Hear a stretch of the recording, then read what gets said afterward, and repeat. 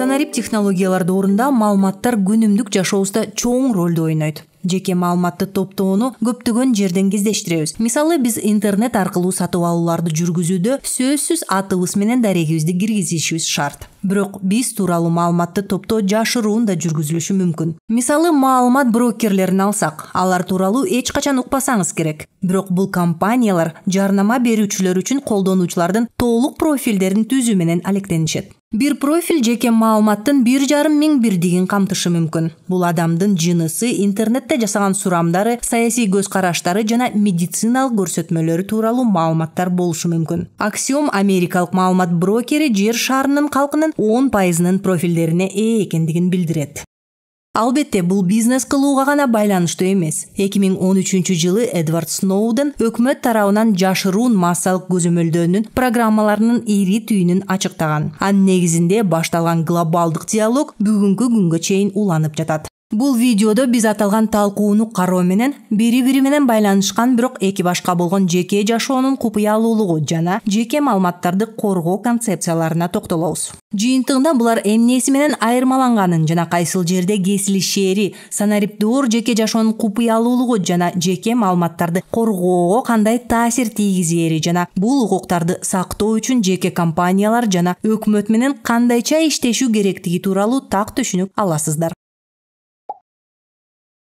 Жеке жашоонун купуялуулугу жана жеке маалыматтарды коргоо жөнүндө сөз кылып жатып, эмнени түшүнөбүз? Алгач жеке жашоонун купуялуулугуна токтололу. Адам укуктарынын жалпы декларациясынын 12 беренесинде жеке жашоонун купуялуулугу адамдын өзүнчө укугу катары каралат. Беренеде эч ким өз билемдик менен адамдын жеке турмушуна, үй бүлөсүнө, үйүнө же кат алышуусуна кийлигишпеши керек. Жана ар бир адам андай кийлигишүүдөн же андай кол салуудан мыйзам менен коргонууга укуктуу деп жазылган.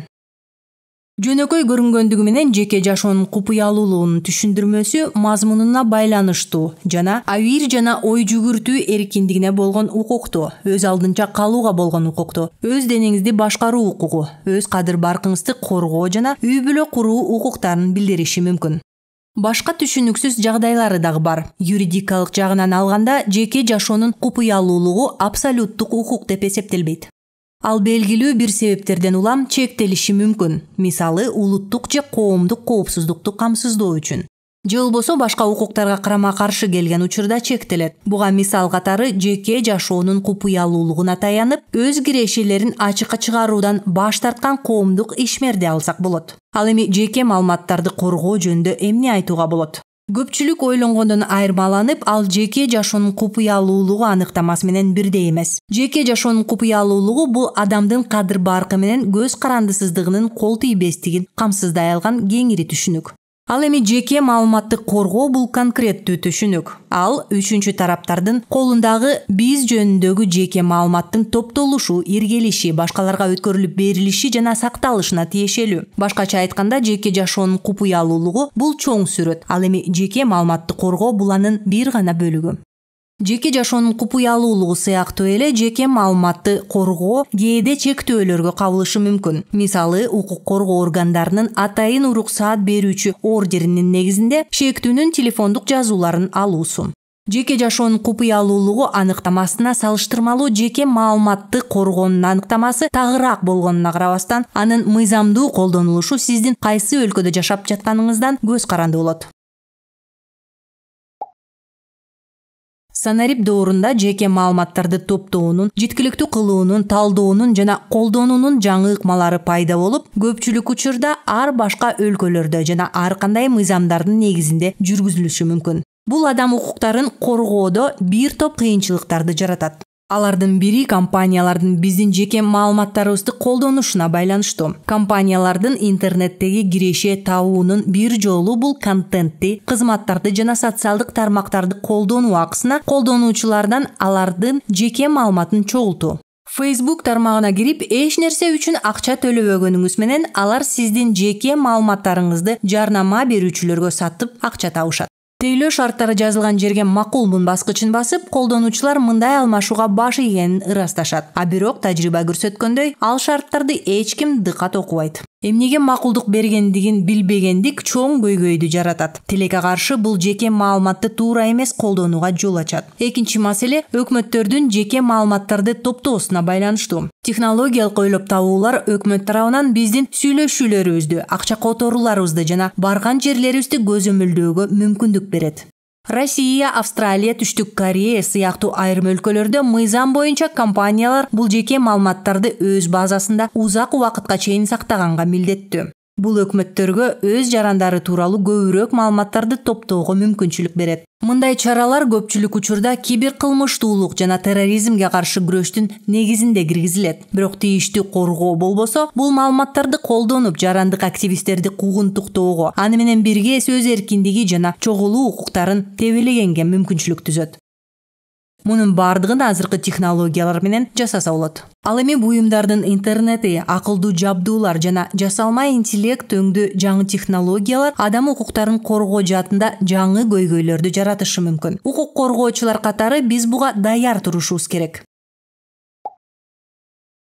Жеке жашоонун купуялуулугун жана жеке маалыматтарды коргоо маселелерин аныктаган жана талкуулаган көптөгөн уюмдар менен форумдар бар. Бул жерде улуттук жана аймактык соттор чечүүчү ролду ойношот. Мисалы, адам укуктары боюнча Европа соту камакка алуу жана тинтүү практикасына, ошондой эле укук коргоо органдары тарабынан маалыматты сактоо мөөнөтүнө чектөөлөрдү киргизди.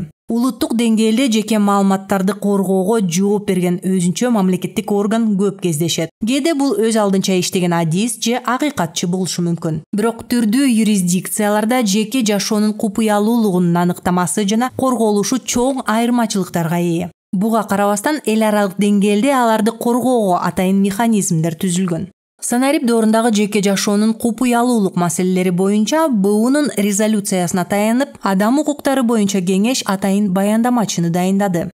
Интернетти башкаруу форуму, Европа кеңеши, экономикалык кызматташуу жана өнүгүү уюму сыяктуу интернет саясат боюнча түрдүү форумдар менен Хоуп жана Sci-Fi өңдүү конференциялар санарип доордо жеке жашоонун купуялуулугун калыптандырууга өбөлгө түзүшөт. Акыры бизде компаниялар бар.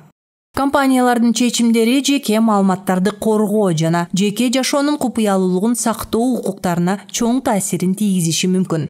Мисалы, 2016 жылдан баштап WhatsApp колдонуучуларынын бардык билдирүүлөрү үчүн милдеттүү шифрлөөнү киргизгендей.